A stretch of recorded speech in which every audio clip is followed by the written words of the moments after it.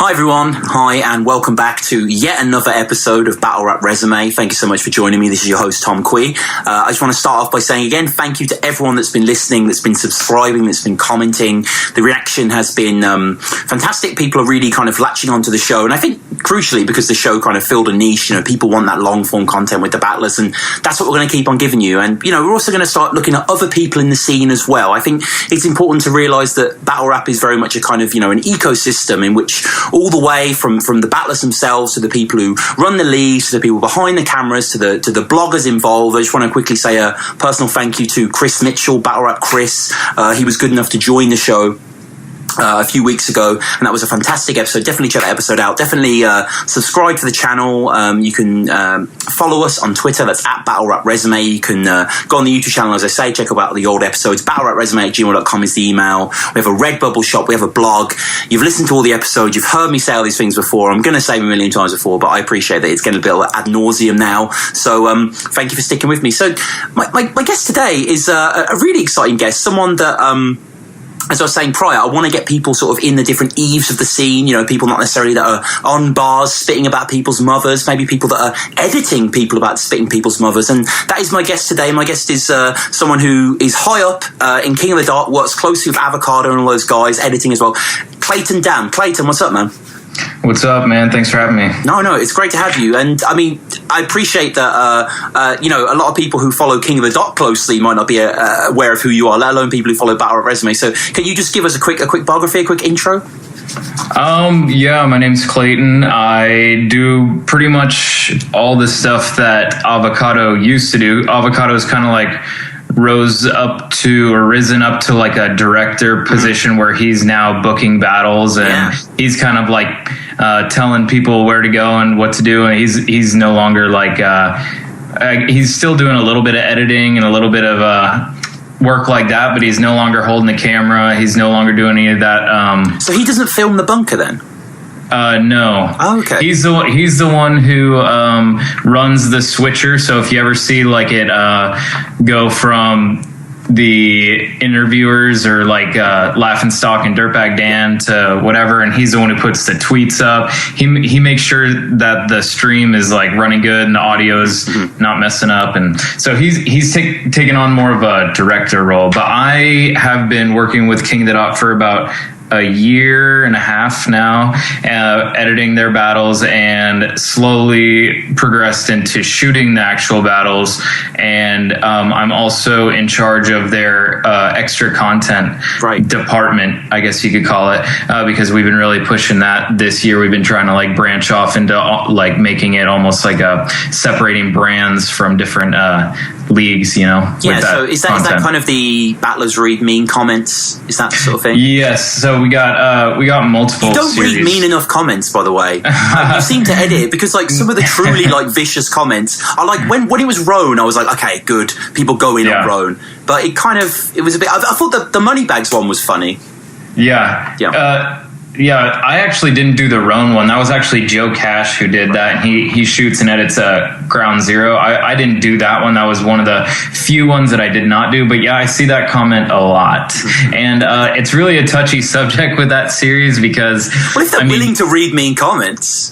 Yeah, like for example, like we were shooting stuff with Big K last week, and he didn't want to do it. Of course and not. It's under comments. Yeah, because it's kind of corny to a lot of people, but when it comes to like, oh, you don't read mean enough comments and stuff like that, it's kind of touchy, because if you read too mean, we're trying to make it like broad enough to where an outside audience that isn't necessarily engulfed in battle rap will maybe watch that after watching similar shows or something like that, and might be interested in, oh, who's this character, who's this battler, what do they do, and then kind of do that. But if we get some gnarly comments like we see in the comments section, it's really going to turn people off. Like so we got to be careful about that. But I mean, and we also don't want to promote like I guess we don't want to promote negativity to like the craziest extent where you're like calling people like the worst of the worst names. We want to be kind of funny and kind of, of course. we gotta be careful about that series, but it definitely is one of our most well received series. But backtracking a little bit, we have 3 main series that we're working right now. We have the Mean Comments, we have the Behind the Bars series, I love that one. and we have the Every King Has a Story series right now. And then we throw little bits of new stuff, like we had that Sharon roast battle, and we had a couple comedy specials and little deals. We try to shoot every Friday. We've been releasing since Blackout 6 an extra content piece every Friday since then. So that's been over half a year now. So and you were just saying, there's a guy who films the GZs. You're on the West Coast, do content for the channel. Like, how integrated is Don't Flop? Is King of the Dot, like, is there a group chat, or is it too big for that? Oh no, definitely. I mean, there's not a lot of people behind the scenes, to be honest. Right. Like, I would say that everybody works, like, there's always somebody working on King of the Dot content. I would say there's probably like a staff of, I don't know, maybe 5 or 6 people that work every single day, including me and Avo, pretty much working every single day, whether it be planning out bunker events or planning out extra content or editing, or even setting up battles and releasing content, everything from all that. We even run the Twitter, we even run the talkback, everything. Right, yeah, talkback. Kind of on a Don't Flop counterpoint, there's Viewpoint. Which is kind of the same thing there. I mean, is there that? I am sort of in talkback, but I don't really go in it. Like, and I know that it kind of has the same sort of, presence as Viewpoint. It gets mentioned. Some people like it, some people don't. I mean, Viewpoint, for example, just to put it into context, but I'm not kind of follow it too closely, but just as someone who, I do a battle rap show, so I always post my show, you know what I mean? You've kind of got to stay in touch in that sense. There was talk, Briggsy, who's kind of the northern captain, as it were, of Don't Flop, kind of does all the northern events. He posted this long status about they were thinking about just deleting it because they want, is this even getting us any further? There's a lot of backlash against the fans. Is talkback more organic to avoid that very obvious pun?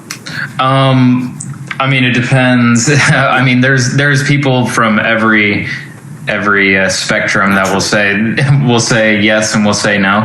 But the cool thing about talkback is it has 20,000 members, so it's always popping, and you get every opinion there is. But no, I think it's refreshing. You get every walk of life walking through there saying, well, I hated this and I love that and blah, blah, blah. But it is strictly or they try to keep it strictly King of the Dot related.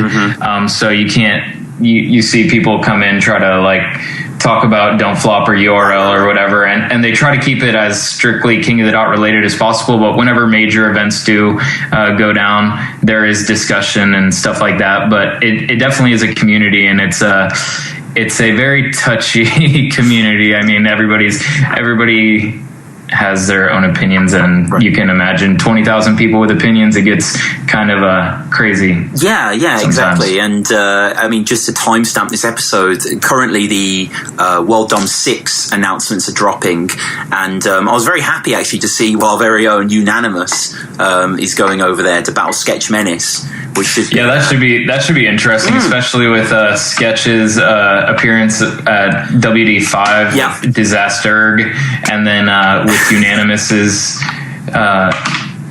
recent he's history. banned from Don't Flop, so I'm curious to see that narrative, That's going to be interesting. But it's like if Sketch comes with anti-Don't Flop bars, Unan will add to them almost. It's kind of like, what angle do you take? Mean, it's just kind of like a Disaster part 2, maybe, like where we, I don't know, maybe he'll dress up or something. But it's pretty exciting right now, just with all these bunker events and the World Dom announcements dropping like pretty much every day, and then battles dropping every other day, and then we got extra content intermixed with that. It's pretty fast-paced and pretty exciting time right now. Yeah, it is incredible. I mean, if you compare kind of the top 3, Don't Flop, URL, and King of the Dot, King of the Dot definitely has the content game on lock. Like, URL love their blogs and their opinion stuff, and that stuff's great as well. And they do a lot of music videos, and Don't Flop have the I mean, really don't have the extracurricular content that I wish they did have, that you guys seem to pump out so well. And it is interesting to compare. But I mean, to go back slightly, you say you joined King of the Dot, a year ago or so, roughly. Like, I mean, when does the battle rap interest start? Is that around the same time, or have you been a fan for a while? Or oh no, I mean, I've been a fan since probably since about 6 years ago, back to grind time, stuff like that, where a lot of people started. Yeah. I mean, I fell in and out of the scene and stuff like that, but I always followed it to a certain extent. But yeah, you want me to run down like how that whole thing started, where I went from fan to staff? It's actually a pretty cool story. I've never really told anyone other than the people that were in the staff, but basically I'm currently in the military, so I had to go off to military training or whatever, and I thought it was going to be super cool, and it was to a certain extent, but it was really long, and it was mentally tough and all that, and I kind of realized, man, this isn't what I want to do with my life, all that kind of stuff. And prior to that, I attempted to do a year in college for filmmaking, because I knew I liked film, but the college that I was put in, I don't know if it was just that specific college or what it was, but it just kind of killed my drive for it, because it was all about the theory of film. We never touched a camera. We never actually made anything. So I was like, wow, are these going to be my peers for the rest of my life? And so I was like, screw this, I need a different career path. But joining the military kind of relit that fire underneath me. So it kind of easily transitioned me out of my home and into the real world, and gave me opportunities to link up with certain people. So whenever I got out of my training environment, where I could actually, I had a little bit of money to my name, and I had a little bit of free time now. I think it was May of 2015. I got out of training in March of 2015, and they were starting to drop announcements for Massacre 1, the one with Calico and Pat Stay. And, the Arsenal and Shotty were meant to rematch, but didn't. Yeah, they were meant to rematch there, yep. And that card was huge, and was rightfully looked like it was going to be huge. And I remember seeing a couple announcements drop, and I was thinking to myself, man, I would love to do stuff like that, filming, just I don't necessarily want to film movies, or I didn't know what I wanted to do, because there's so many genres of film, commercials and YouTube and movies. Everything's different, So basically what I did is I followed 3 or 4 YouTube channels pretty closely, and King of the Dot being one of them. And I just straight up looked up their emails, their professional emails, and tried to hit them up and ask them, because they all did it professionally, like Avocado, he does his stuff professionally for a living and stuff. And I knew that. So I wanted to know, not necessarily if I could get on the team, but I wanted to know what they did to get to where they were. So I just emailed them saying, hey, what'd you do to get there? Did you go to film school? Did you just buy a camera and hope for the best? What'd you do? Out of the 4 people I emailed, Avocado was the only one who emailed me back. And I was like, whoa, I was kind of starstruck at first, because it's this person you watch for the longest time, and he just hits me back real genuine and stuff, just be like, oh, well, here's what I did, and I went to film school for a little bit, but in hindsight, it was a waste, and I would do this if I were you. If I could go back, I would do this, blah, blah, blah. So I was like, whoa, thanks, And a month went by, and there was about a month left till Massacre 1 was about to happen. And I thought to myself, I was like, you know what? We kind of have a little bit of a rapport. What if I just message him and say, hey, can I help out? So that's what I did. I emailed him and said, hey, if I pay for my flight out to Boston, can I just chill with you guys? And in any industry, pretty much free help is always welcome. So they were like, yeah, totally, man. So I was super stoked, because I know going to a battle was on my bucket list, let alone so the first event was Massacre. Massacre 1. And then so I flew out, and I met him in the airport along with the rest of the crew, about 3 other people.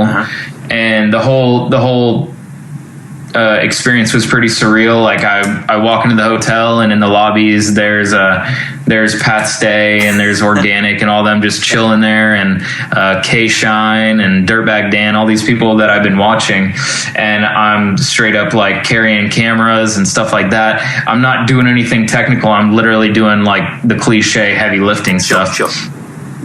And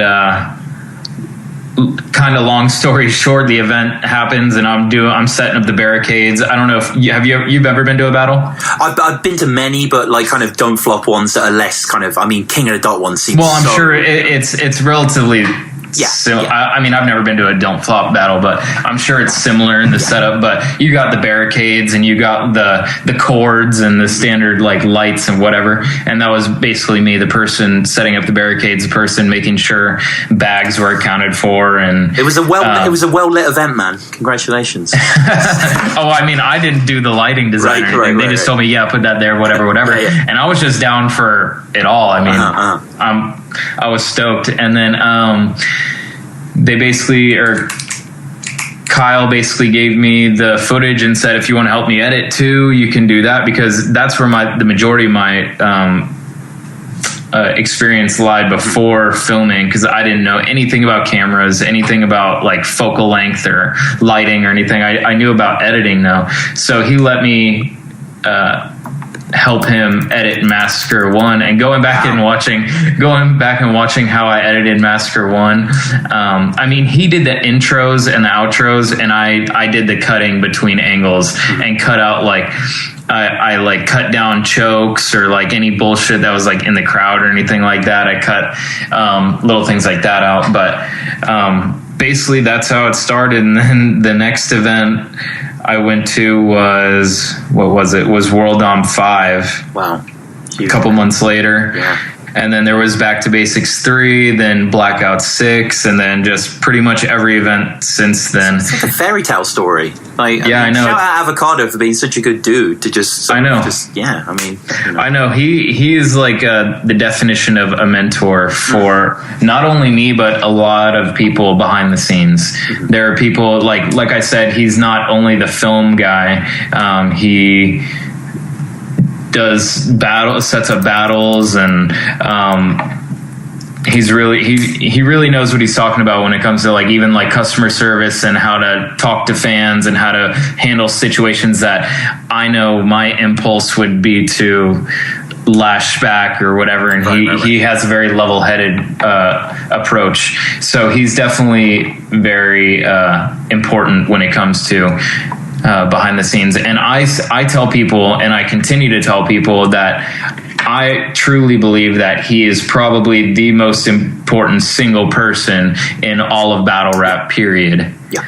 Like not one battler has done for battle rap as much as he has done. No. The amount of battles he has shot. He made a whole documentary. Yeah, documentaries. He did Grind Time. He did King of the Dot. He shot for Don't Flop. He shot for all sorts of minor leagues all around the country. I mean, there's been times where he's literally gone every weekend for a month to different cities for different smaller leagues. Mm-hmm. So I think he has done single-handedly more for battle rap than anybody else, and anybody who says otherwise is I think wrong. I think that's valid, man. And I want to ask you about because you're saying you edited a lot of these massacre battles, like the nature of an editor in battle rap, because obviously saying editor in film, you are very much contributing to the narrative in some subtle way. You're kind of suggesting through shot. Yes. I mean, look, I'm kind of winging it here. I've never studied film, but it's kind of what I'm going. No, that's literally like the definition of the editor is like you design what you want. Yeah. People to see and not to see. Yeah, I remember there was an interview with Tarantino, and his editor, sadly, I think she died recently, and she'd edited from Reservoir Dogs up to, I think it was Django, and she was like always hit, and he was saying like, she's the reason my films are good. Like, you know, it is her. But battling's different, isn't it? These rounds are written, we know who won and lost. What are you trying to achieve when you're editing, say, like a Pass versus Charlie clips? Like, is there any prerogative, or is it just, I just want the coolest shots? I mean, it's a little bit of everything. I mean, battling isn't so much determined off of the back and forth nowadays. It's a lot of people get fixated on what's going on in the background, or chokes or just the subtleties to everything. People will pick it apart in the comments and be like, oh, look at the guy in the background, like his face determined this or that or whatever. So a lot of that stuff is put there intentionally or taken out intentionally. So that's a major thing. And like, I don't know, any heckling or just obvious stuff. But yeah, for sure, basically whatever looks best. And then we also try to like match it. We all have different styles. Like I know Liam has different style than Avocado, and I have different from him. And like he'll tell me, oh, don't do that. And then I'm like, oh, well, I do like that. And it's like, that's where the creativity comes in. What has he told you not to do? Like, you know how there's like a tight shot, like where you're really close up on the dude's face, where literally all you can see is his face, no crowd, stuff like that. I really like that shot, so sometimes I hold on to that too long. And he likes the wide shot where you can see the people's reactions and you can see the nuances in the background and stuff, which I'm all for too. But if that tight shot is perfect, then I hold on to it as long as I possibly can. But yeah, we bounce back and forth. Like you get schemes where like da da da da da da da da da da da, and like I bounce back and forth, and like there's little camera tricks like that like subconsciously add to the battle that you wouldn't pick out unless someone told you they did that on purpose. But when it comes to editing a battle, especially after editing as much as we have done, it just becomes like you're on autopilot. So a lot of battles do end up just being like cut, done. But there are certain battles that are more tricky than others. Like when, for example, when Shoddy and Arsenal did rematch in World Dom 5. So terrible. There was a lot of heckling in the crowd. There was Arsenal choking. Could you have edited out Arsenal's hoverboard, please? I thought that was dope.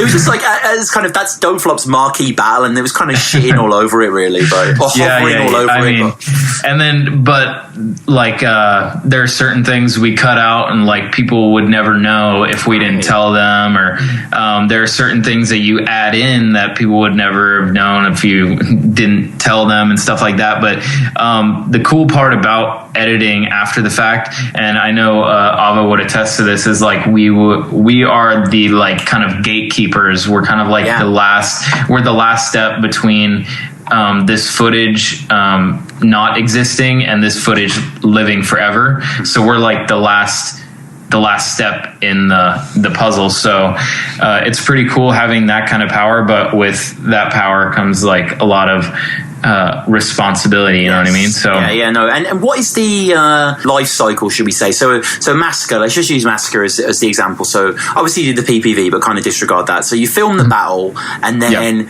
all the footage is sent to you guys, and then you edit it, and then is that sent on to someone else? Like, what's the kind of No. Nothing ever leaves like our grasp. It doesn't go anywhere. It goes straight from that venue to our fingertips, and we just start going there. Basically, what you do is the pay-per-view is a completely different beast in itself. Like, it's not recording. There's like external recorders that can record that, but we still have memory cards in the camera and stuff that get the full definition and all that. And then at the end of the day, when all the lights are packed up and everyone's gone home and all that, everyone thinks the event's done. They're like, whoa, that was a great event, when in reality, that's when our work starts. So basically, to not get like super technical, like we just make duplicates of the footage, and we all go our separate ways, and we edit how per deadline, and whenever you have duplicate footage, you guys can share back and forth, and it's pretty like streamlined. So that's basically how we do that. And then whenever King of the Dot comes out with like a release schedule or whatever, we kind of like go off that, and we'll make like a certain intro and a certain outro per event that kind of goes along with the theme of the event. And then once those are made, that's pretty much what Avo does now. He makes the intros and outros because he's like super quick at that, and I'm not so quick at that. So he does those really fast, and then I do the time-consuming actual cutting of the battle and making sure like the audio is good, and making sure like pretty shitty battles are made as good as possible. So shout out Banks DNA. Yeah, that's a perfect example. Yeah. Like I edited that a couple of weeks ago, and I actually shot that battle too. I was the camera, and I was like, oh Lord, that battle we didn't even know was gonna come out, because it wasn't really. I mean, it wasn't really beneficial to either party, you know. No. So like, I mean, DNA's headlining URL, and then he comes over to King of the Dot and has this battle. I mean, it just kind of like is like. It would have benefited both people for it to just not live, but I mean, they called for it, so it was like, all right, let's see what we can do with this. And we actually made it a lot better than what it was previously perceived as. I remember reading the updates, and it was just like, Jesus. Yeah. Well, even in the building, it was 10 times worse than that. I mean, it was, but it is true when people say like, oh, it's different on camera, because the energy of the building isn't there. You have time to replay stuff, and you have time to like hear the subtleties that aren't heard off first listen. So it's definitely different after the fact. And I really like bangs, so I try to make that me too. I tried to make that as good as possible. Like I was super bummed about that battle. Yeah, it's a shame. Great. Yeah. For anyone listening, by the way, I mean, I appreciate everyone doesn't like sort of watch every King of the Dot battle. DNA, we all know DNA. Bangs is I Battle. Colt, you know, obviously rolls with E Farrell, and check out the E Farrell episode. We mentioned Bangs quite a lot, and in the Daigo Duvall episode as well. And he just got booed pretty bad, didn't he? The whole thing. It was just a bit difficult. Well, apparently he was like. He was getting booed from the jump. Like before he was even on stage, there was some people in the crowd that didn't like him. Right. I don't know the full story. I know Farrell and I were talking at the Bunker event, and he was telling me all about it. But something about like at a Boston event a couple months prior to that, he got into some stuff with some guys there, and those same guys were at the Massacre events. They like made it like a point to ruin his rounds. And you know, just like the follower mentality, once one person boos and everyone's just kind of like, yeah, let's do this type deal. And then Bangs wasn't making it any better, you know. I mean, he kind of has that personality of like he's invincible, so he took that almost as like a challenge, and was like challenging the crowd to like try to throw him off. And if it didn't throw him off, it definitely threw everybody else off, that's for sure. It's just it's just what an opportunity to have a battle on a Massive 2 card, and it gets GZ'd. It's just a bit, you know. I mean, it is what it is. You know what I mean? Come back. So, I mean, you know, he's too good of a battler to be kept down. But how many guys are editing? So how many guys are in the edit staff that are editing these battles? Editing the battles, just me and Kyle, pretty much. So every upload on King of the Dot over the past couple of months has been you and Kyle? I would say over the past year, like 95% of stuff on King of the Dot has gone through our fingertips. You have battles like the Uno Labos versus N-Pose that dropped, that was on a GZ card that got pushed up to main page, and that is filmed and edited by the GZ staff of Sean and Joe Cash, and they do certain things like that. And then whenever we're not available to shoot stuff like with that Roan Mean Comments, they shot that as well. But other than that, we have a guy named Mark who helps do our commercials, who does our like shirt commercials, like if you watch before, like the World Domination 5, those ones, and the Blackout event, he has those, and he's really good at that. He does that for a living. But for the main editing, like daily, like staff, like Organic and all them hitting us up saying we need this out by this date, they come to either me or Avo. Wow, that's crazy. That's us. But it's super fun. It's super it's crazy. It's still pretty surreal that less than a year and a half ago I was watching these battles just as much as everybody else, and waiting for drops and stuff like that, and now I'm the one uploading it to the channel and stuff. It's pretty cool. Yeah, it's unbelievable. And I mean, is this your full-time thing? I know that Arvo works in other stuff, but are you? Oh no, both Avocado and I like have other full-time jobs. I'm in the military. He does the he does like visual effects. Visual effects, right? Yeah, he does visual effects, and like I'm in school and married and like have like a real regular life going on, and this is almost like a hobby that is kind of taken over. But yeah, pretty much every like second of our free time pretty much goes to editing, whether it be for we also not only do King of the Dot, but we also have our Ruin Your Day channel. Right, that's what I wanted to get on. So just to elaborate, that channel is you and Arvo's kind of, you just put sort of the more interesting elements of battle rap, more miscellaneous stuff on there. Yeah, pretty much anything that can't go on King of the Dot, or anything that like wouldn't go over well on King of the Dot, and like is fun and just kind of quirky and like whatever, you know, like quick, easy, and easy to digest goes on our channel. Yeah, and just to clarify, I mean, it both, I'm just going through the channel now, it's only been around about a year or so. There's a lot of old battles that Avo has filmed from 2004, a lot of Saurus battles. There's an early battle with Saurus and Dirtbag Dan, check it out. There's a great battle that I was just watching before we went live. It's called the Saurus versus College Liberal, and it's only got 600 views. That's definitely worth checking out. You have the Go Roan stuff, Roan with the GoPro. Which is beer and battles as well. Now you know, you guys done a lot of series on there.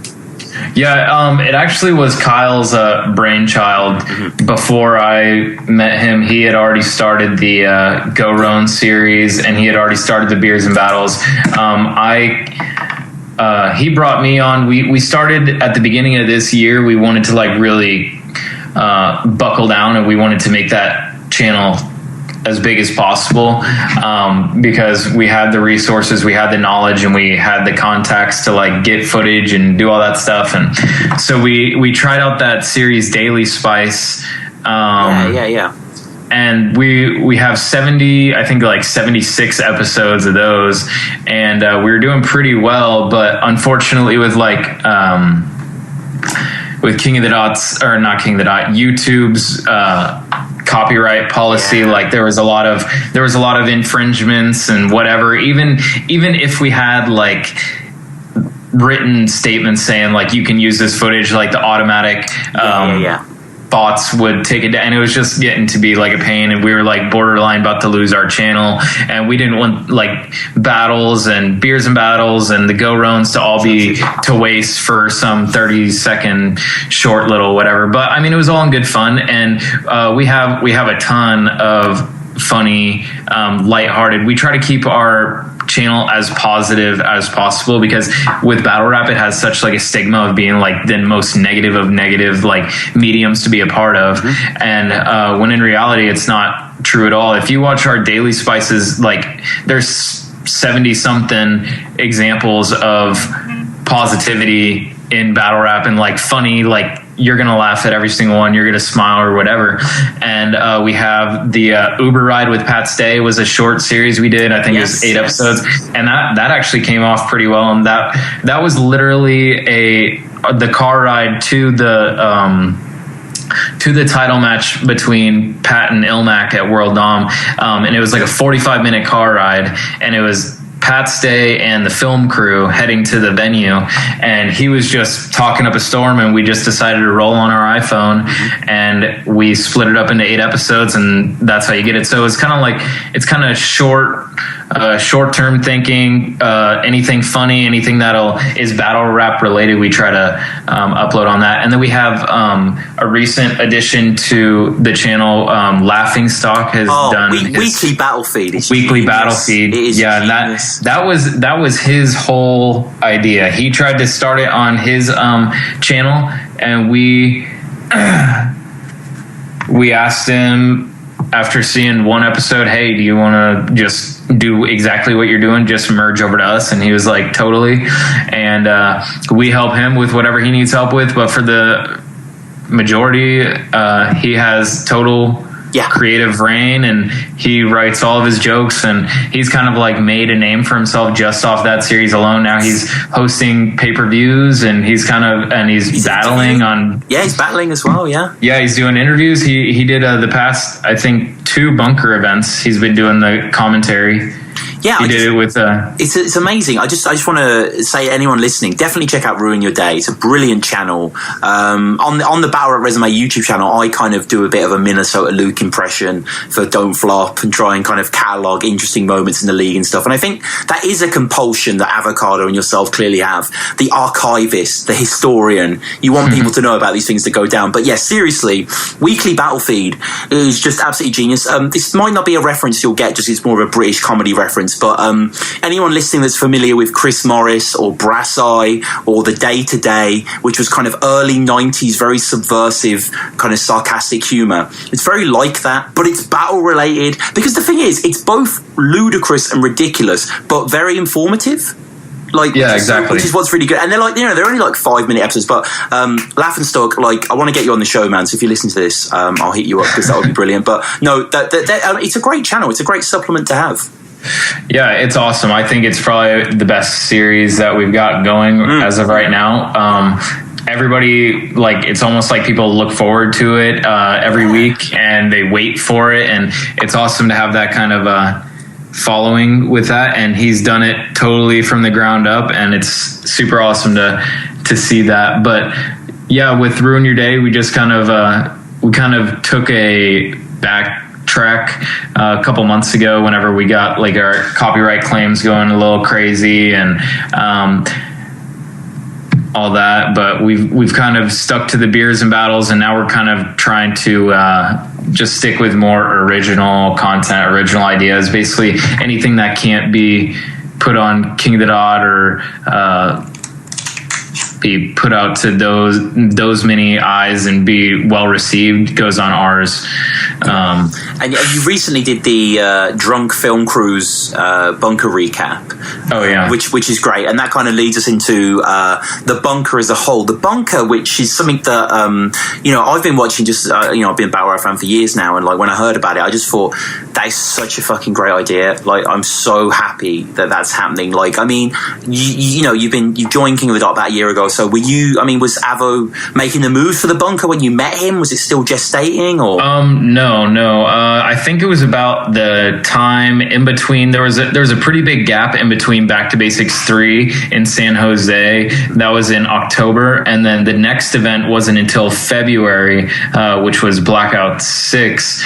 And I think in between that time, he kind of started mentioning about, man, I really want to just make this place for just battle rap, because every single venue we go to is a different place and has its own variables that weren't there previously at the other venues. Like, we may get a venue that has really good internet connection, so we won't have problems with the pay-per-view, but the bar staff is super loud and is messing up the audio. Or we may get I don't know, like, some venue may not have enough like plugins, or some venue may not have security, so like people are wandering behind like our camera equipment, and like there's anything and everything you can think of has happened.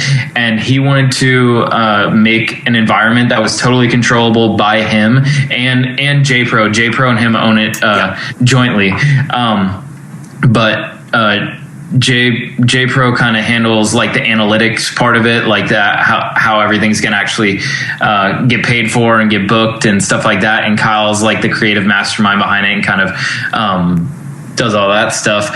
But yeah, I think he watched the show. I can't remember the name of it, but it's some skateboarding place. I can't remember. It's like I don't know if you're a skateboarder, but there's this one place for skateboarders where that's like the mecca. And he wanted to make a place where, starting from the ground up, where that is the place to be for battle. Like, if you have a major battle that people want to see, they want to say, oh, I want to see it at the bunker. You know what I mean? I want to see it there. I want to see it. You know what I mean?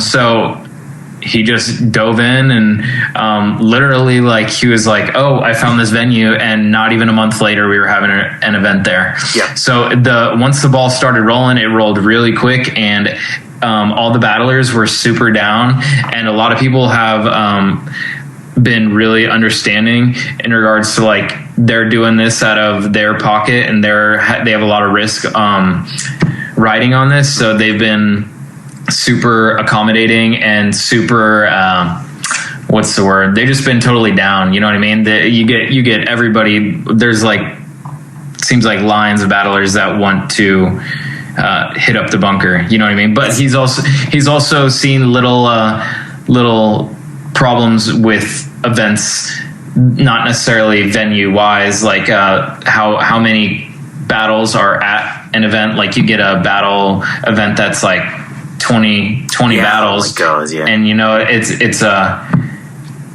it's an all day excursion. You know, people are out there till like 4 a.m. sometimes. Yeah. And he wants it short, sweet, where you show up mid-afternoon and you're gone by sundown, and you can still go out and get a drink and all that stuff, but you don't feel like you were super tired or you can't do anything and all that stuff. I mean, I think it's a really cool atmosphere, and everybody who's been there has had nothing but positive things to say, except for the heat, which we're going to get figured out. So everybody who's hearing this, it's in Los Angeles, and it's like it's a damn warehouse. Yeah, you know what I mean? It's a warehouse. I mean, and we got air conditioning for the last event, which helped, but still, everything is out of their pockets, so everything is gonna come with time.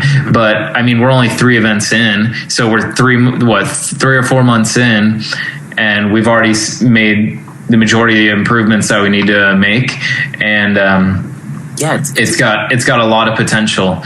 And incredible. Was there ever, I mean, it's something that I didn't really foresee happening with the bunker, but I think with the last card especially, the majority of the battles could have been headline King of the Dot battles. Like, you telling me Big K, Cortez, Saurus, QP, you know what I mean? Like, they could sell out anywhere. So, I mean, obviously there's no real worry, because obviously King of the Dot West has always been a thing of itself. But, I mean, was Organic consulted on this, or was it just they just trust Avocado to do whatever?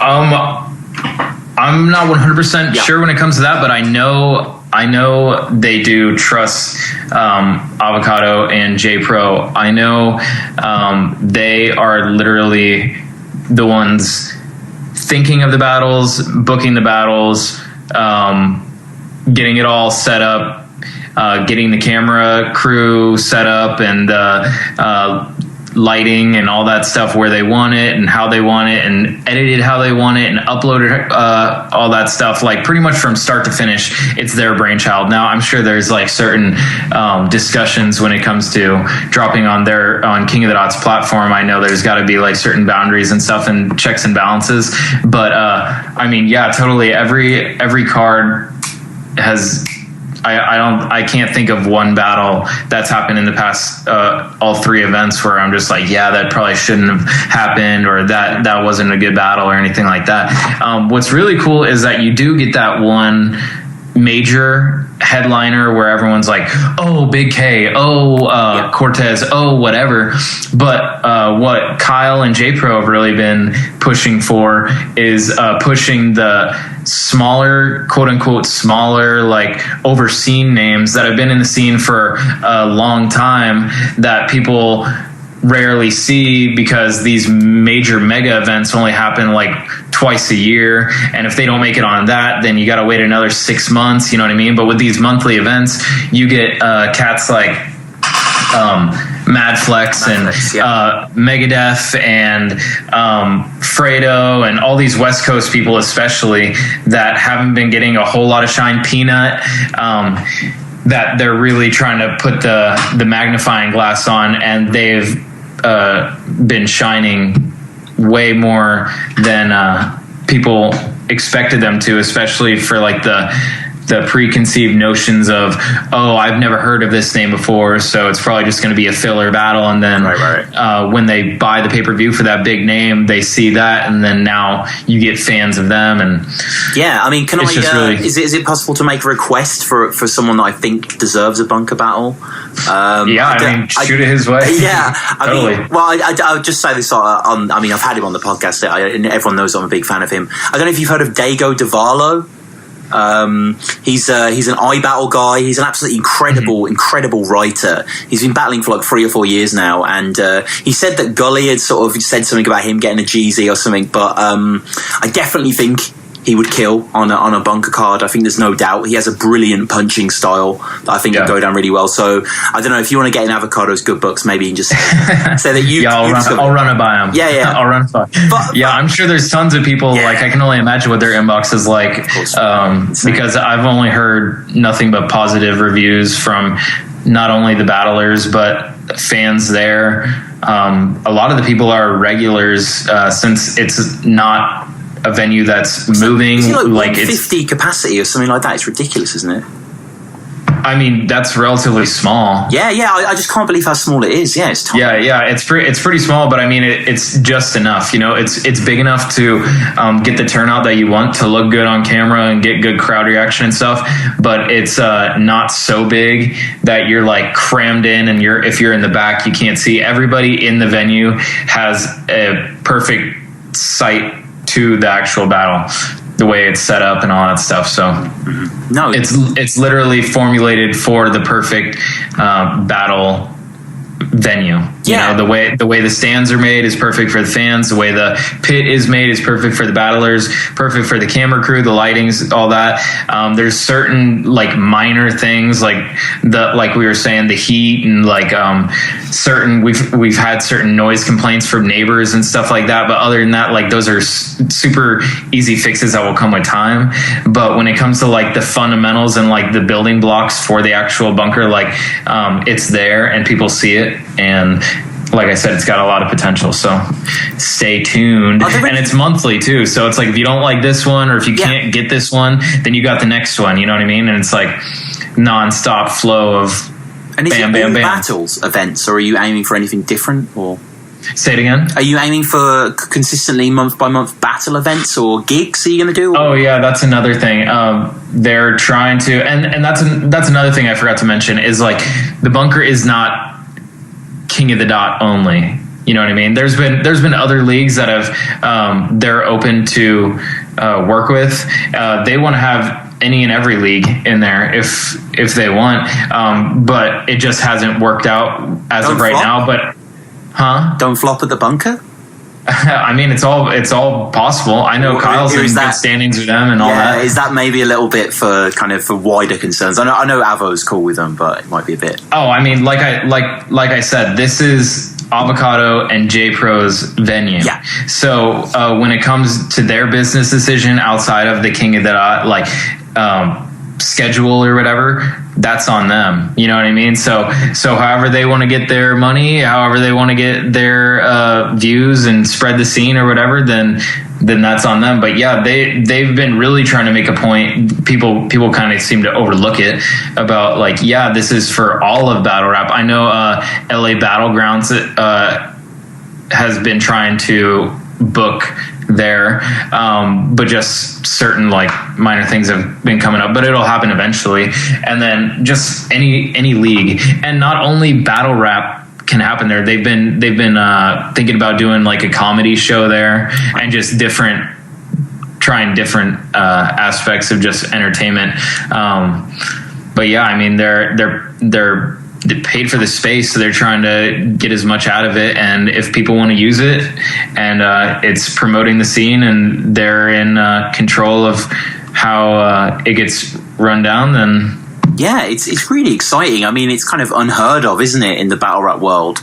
And yeah, it's like the first of its kind. Yeah, so. And so far, you know, killing it out of the park. Saurus Daylight was a brilliant battle. Saw Farrell Madflex recently. Farrell, I mean, weren't his best, to be honest. I thought Madflex definitely beat him quite soundly. But you know, I think Farrell killed it, but Madflex definitely like came on some other shit. You know what I'm saying? He's that dude, man. I've been sleeping on that guy. He killed it. Like, you know. I know. A lot of people have, and it's crazy. I told Avo this is like, I don't know if it's in the water in California or what, but the people from the West, like, I don't know if they just got that fire under their pants or something, where it's like, I got to put on because this is the West or whatever. But like people like Fredo, Madflex, Megadeth, Thesaurus, Peanut, all those people that people have been dead man, people have been counting out, are just having performances of a lifetime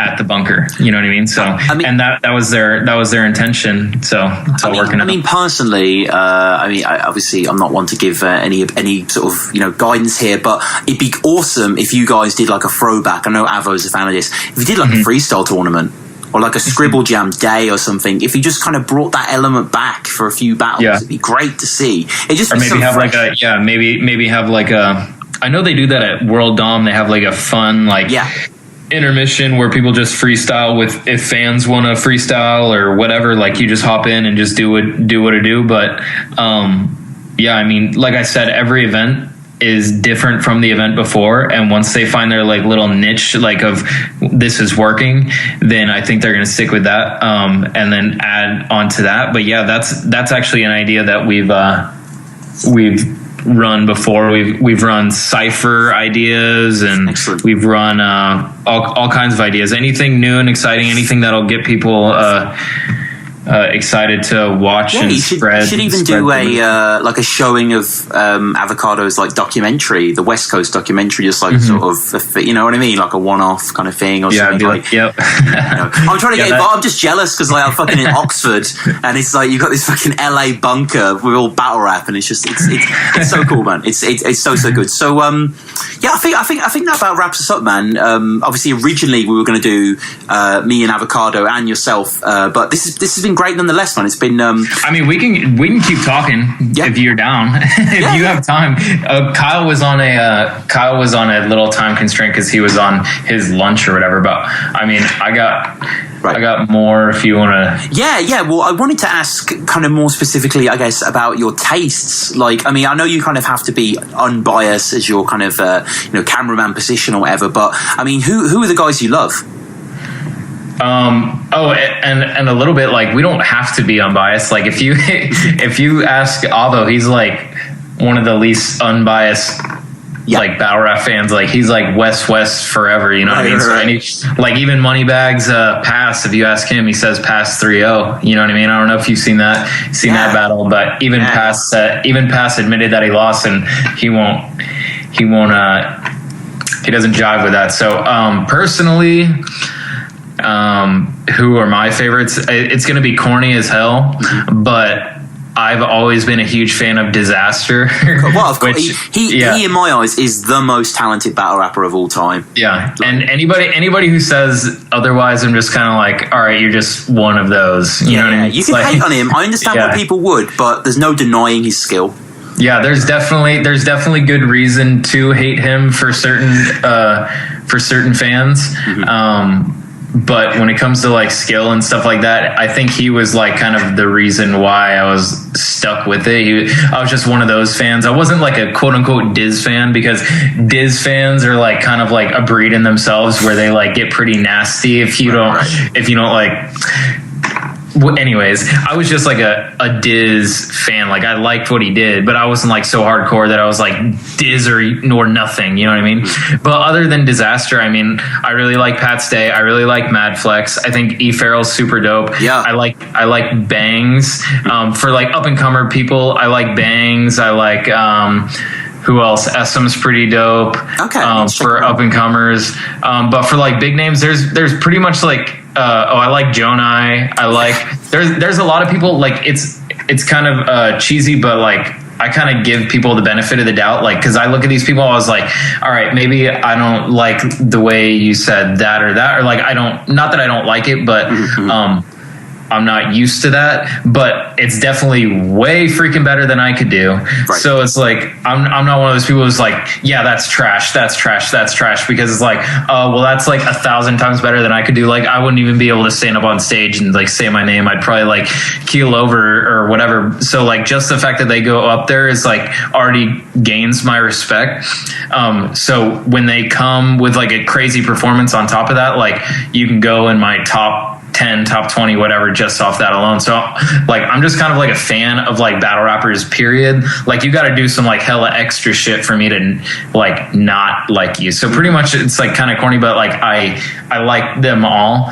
But And do you have any sway with Avocado when he's kind of him and J Pro? Kind of, do you ever say like, why don't you put this guy here, or is it kind of his vision with J Pro? Oh no, I haven't ran any ideas like that before. A lot of times, like they have cards set like 2 or 3 months before, right. Like with this September or October event coming up, I know they're going to try to book this pretty big match that everybody's super excited for, or not. They're not excited for, but they've been asking for a long time, and they're trying to book that.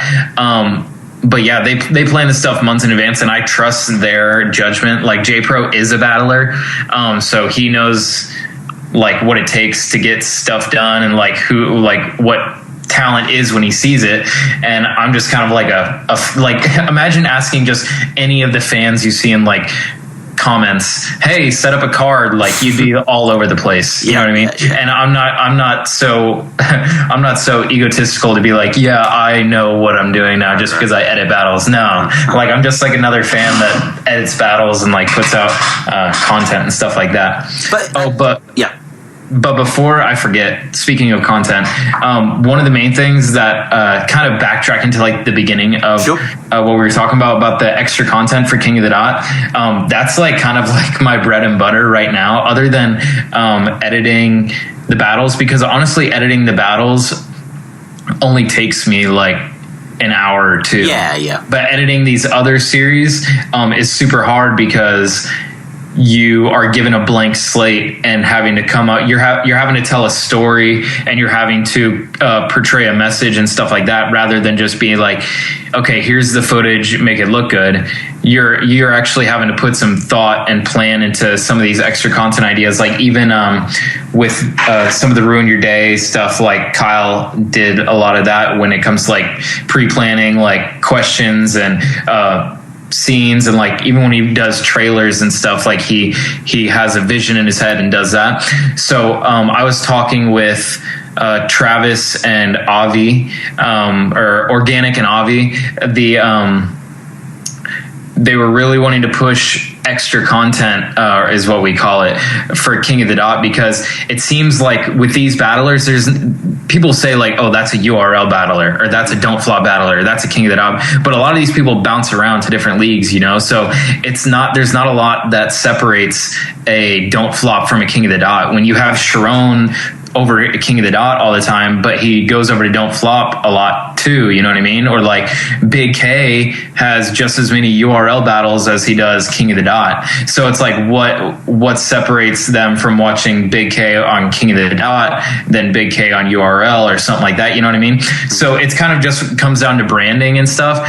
But King of the Dot is in a super difficult spot.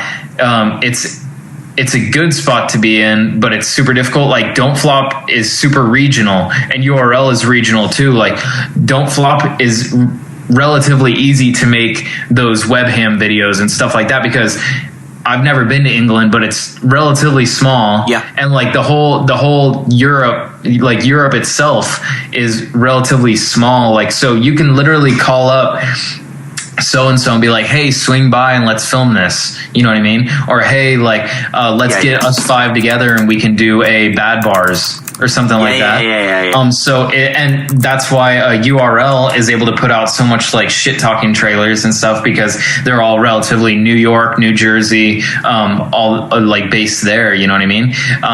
But with King of the Dot, everyone's scattered everywhere, you know what I mean? Mm-hmm. You got people in Toronto, you got people in LA, you got people in Virginia, every single corner of North America they're coming from, and not only North America, but England and other places too.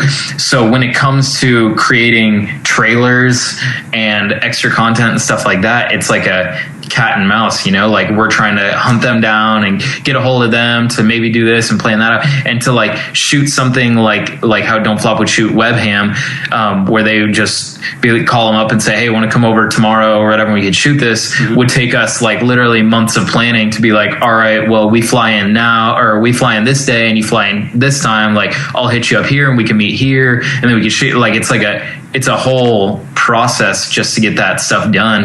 And I don't think people realize the effort put into just that alone to get stuff done on King of the Dot in comparison to other leagues. So that's the main challenge when it comes for me getting extra content onto our channel. And do you have anything planned for, say, a World Dom where you have all those people from all over the world together? I mean, just please, anything but a cypher. Like, I'd like to just see, like, lots of battlers ragging on each other, just pissed in a hotel room or something. Like, we never get to see that. Actually, we have done, well, not on purpose, but there has been stuff where you like rag on each other. Limo or something that got taken down. Yeah, but once again, like, it comes down to like King of the Dot and like their branding, and like if they have sponsors and stuff, their sponsors may not like that. So we're trying to get stuff that's like well rounded and well received. But yeah, I know ciphers are maybe not certain people's favorites, but a lot of people do like them, and they're also like part of the rap culture itself.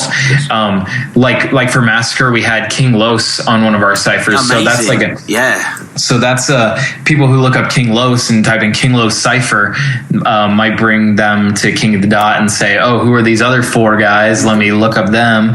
And then long story short, that's how you get a new fan, you know what I mean? But Cypher is definitely one of the ideas that they're always shooting for. It doesn't always pan out because there's so many people involved, but definitely when it comes to like extra content, we just kind of like run and gun pretty much. I mean, it's like okay, who can we find? All right, let me ask you some questions. Well, it's kind of like muscle memory now. It's like boom, boom, boom, boom, boom.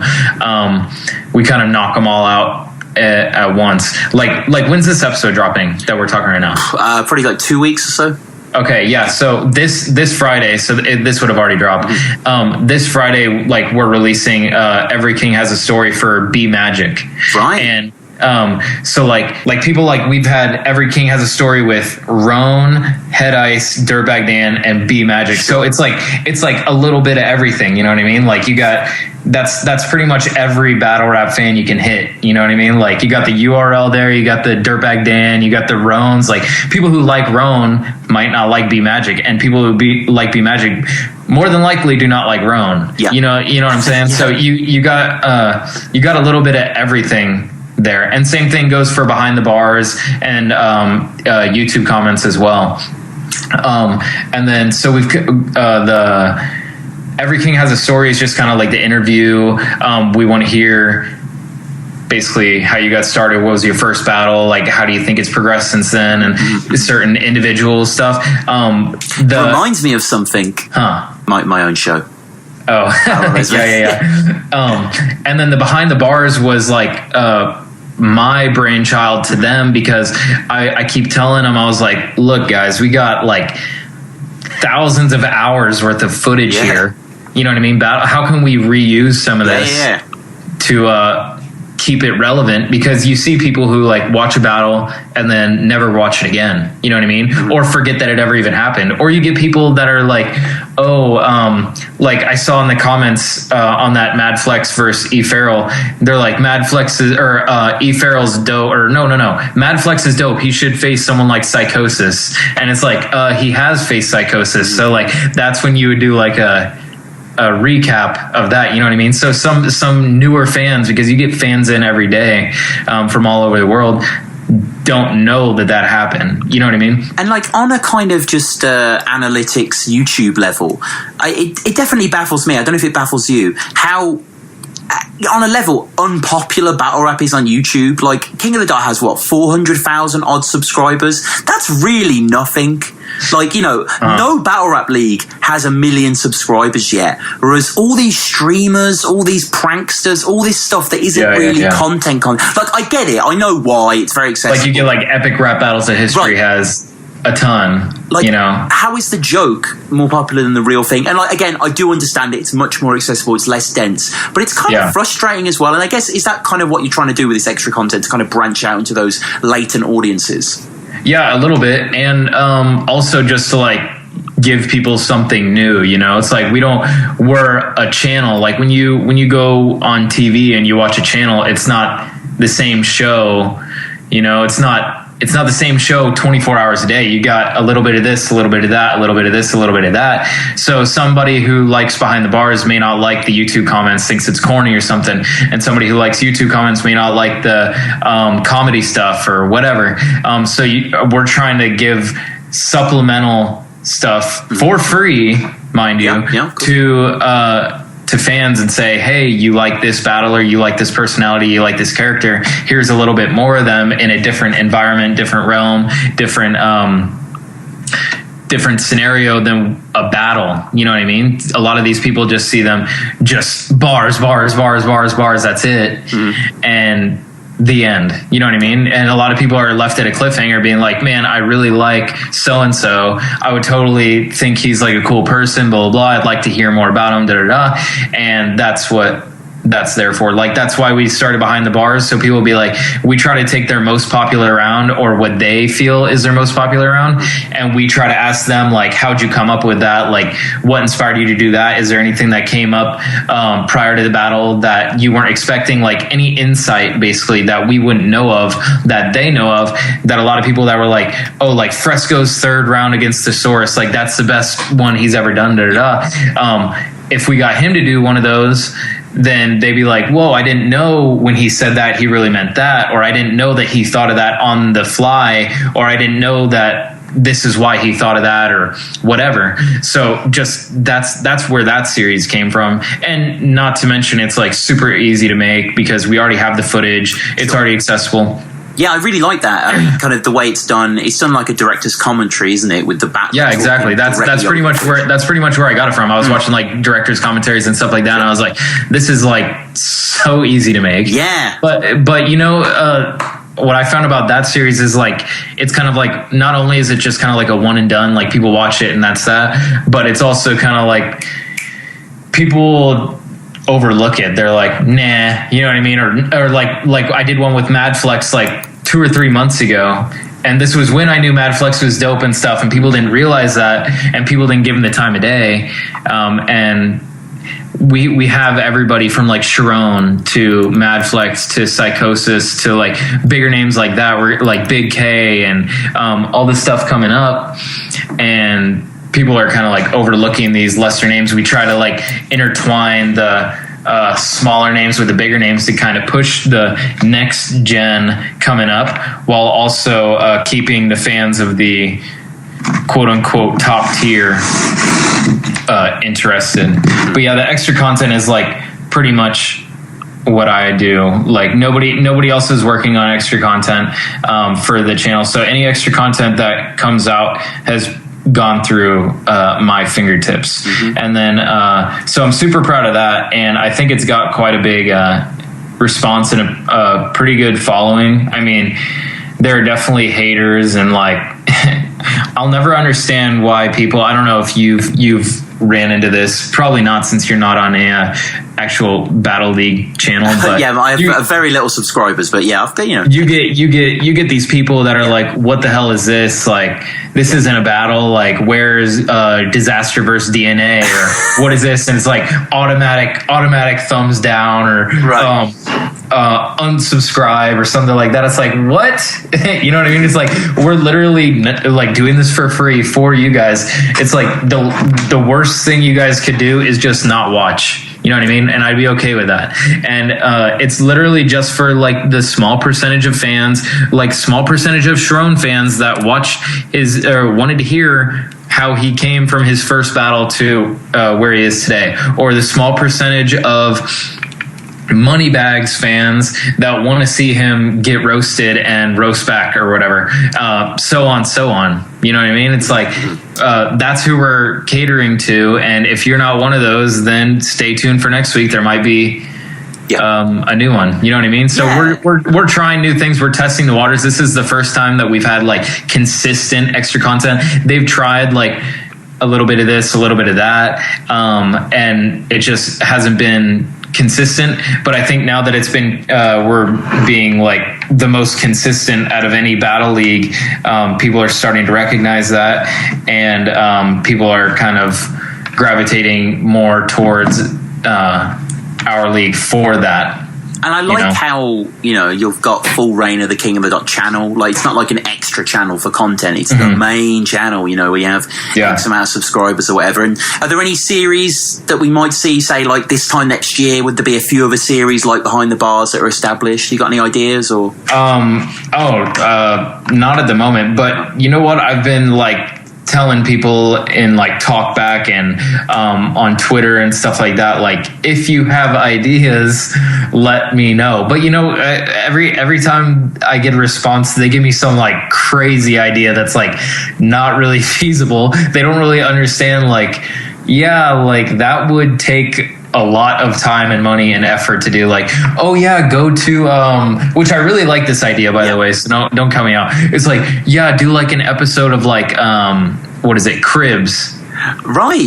With battlers. And I was like, see, that's what I'm saying. It's like, it's super, it'd be a lot more easy. It'd be a lot easier for Don't Flop to do it, but for like me to fly out with cameras and potentially multiple camera guys to meet up with these, it's like, whoa, let's try to like think, okay, we're giving this content out for free, maybe getting a couple, like 100,000 views at max, maybe. So that's going to pay us back. Do the math. It's like, we gotta kind of think, like, that's why Behind the Bars was so good, because it's like, we're paying nothing. We're using footage we've already pretty much bought and paid for and stuff, and paid the battlers and paid the camera crew and all that stuff. So we're just kind of like trying to find like the best return on investment, you know what I mean? Because at the end of the day, it's a business, you know what I mean? We don't want to run everybody into the ground and like, but I'm all for ideas, and anything that is reasonable, I would totally do, you know what I mean? Because eventually we're going to not necessarily run out of battlers, but we're going to like run out of original ideas. There needs to be, I'm just kind of coming at this on the fly now, but there definitely needs to be on King of the Dot a series that looks back at the early days of the King of the Dot, the no-name battlers that no one remembers. I don't know if you remember, like Fork Farm, and there was another guy as well that I can't remember, who was terrible, and they're so Canadian, they're so bad, they're so funny, and these videos have like 800 views, and the only reason that I know them is because I remember when I did the 100 Bullets episode, I was just watching a lot of early King of the Dot one night just out of interest, and sort of seeing how it's grown. And there's quite a famous video in Don't Flop it's called The Best of Don't Flop. It's unofficially made, and it's like half an hour of like the weirdest, worst moments of the early days, and like that sort of stuff. Like I appreciate Behind the Bars and mean comments stuff, but that kind of like real like nerdy archival stuff, I think that could work in a way. Maybe for Ruin Your Day more, but that area. No, that'd be awesome. That's one idea that I've kind of pitched to the staff, is almost kind of like this show, almost more of a Dirtbag Dan show-esque, like a podcast-y type, because it's like, there's a lot of information that these guys know. There's a lot of experiences that these guys have had. And there's a lot of creativity in these guys' brains. They're all like former battlers or been around the scene so long that they know anyone and everyone and everything, and they've been to it all. So it's like, they've got so many stories, like you've got unlimited content right there. Even just people would listen to you talk, you know what I mean? So that definitely is an idea that I've ran across. But like we said, it's just that actual production of it. And like for example, the Dirtbag Dan show, I really, really, really like that show. And they're all like centralized in San Jose or around that area. So they can continue to make that show, but with like King of the Dot, only like a super small percentage of the actual battlers live in Toronto. You got organic, and you got like the majority of the staff that's in Toronto, and you maybe have like 2 or 3 battlers that are still active in Toronto. But other than that, it's like we're so spread out. It's pretty difficult to come up with something feasible. But I actually take pride in that when it comes to the actual channel of King of the Dot, because it's like we're so diverse that you have anything. Like you have the Carter Deems, and you have the Head Ices, and you have Big K, and you have Caustic, and every like. If you like a certain genre, there is a battler in King of the Dot for you. You know what I mean? Yeah, good time. So, not so much for other leagues, in my opinion. There's no Carter Deems on URL, is there? There's no equivalent. No, definitely not. It's not but really I mean, even a. I mean, they do comedy. I mean, don't get me wrong. I love URL, but there's not even like a comedy URL guy, is there? Like, they all kind of have a mode. Mm-hmm. I mean, that's kind of like that's what they've branded as. You know, that's just like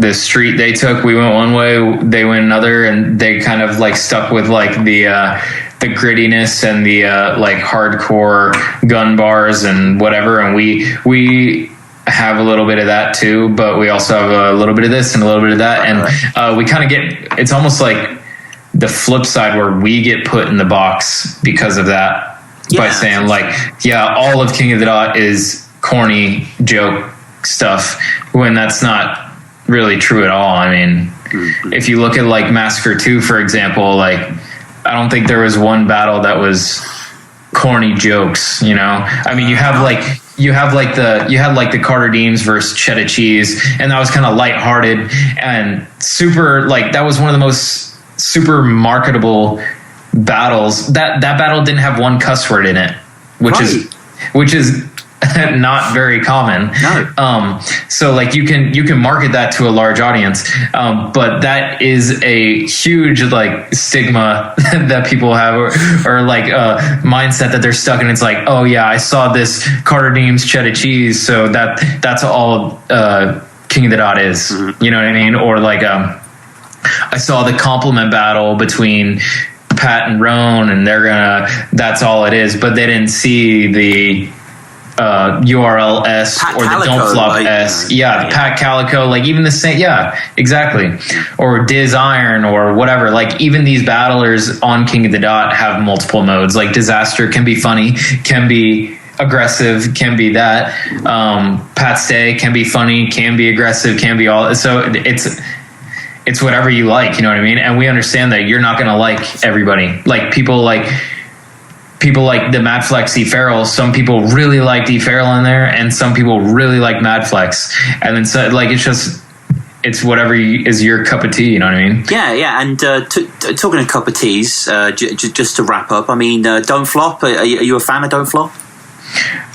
Yeah, I can't say I watch it like religiously, right. But yeah, there's definitely times I watch it. I know that they've got some cool extra stuff that I wish I was able to pull off, like the bad bars and I really like the bad bars, and even some of the webhams I really like. Yeah, greatly filmed, man. I think that about wraps us up, bro. For the time being, at least. I'm sure we'll have you back on in the future to discuss other events or just to get your insight. You know, this has been really fascinating, and I appreciate you coming on. How do people get in touch? You're on Twitter? Yeah, I'm on Twitter at Damn It's Clayton, or you can just type in my name, Clayton, Clayton Dahm, Dahm. Where is that? Is that American? Dahm? Dahm, I think it's German. I mean, okay, yeah, yeah. I mean, I don't have some fancy like Avocado or J Pro. Like I didn't give one of those such cool a great, like name. Like it's such a great. You should whenever you interview him, ask him how he got that name, right. And it'll be an interesting story. Exclusive. I don't know if he's told anybody like on an interview, but could be a Battle Rap Resume exclusive. But yeah, he'll touch pretty much on everything I said, but he's got way more years than I do when it comes to this stuff. No, man, seriously, this has been fantastic. This has been really... Yeah, I really appreciate it, man. It was awesome. It's all good. So, follow Clayton. Watch King of the Dot. Check out Ruin Your Day as well, the YouTube channel that he and Avocado run. There's some fantastic content, especially weekly battle feed, which is just glorious, like so funny and really informative as well. But Clayton, thank you so much, man. Thanks, man.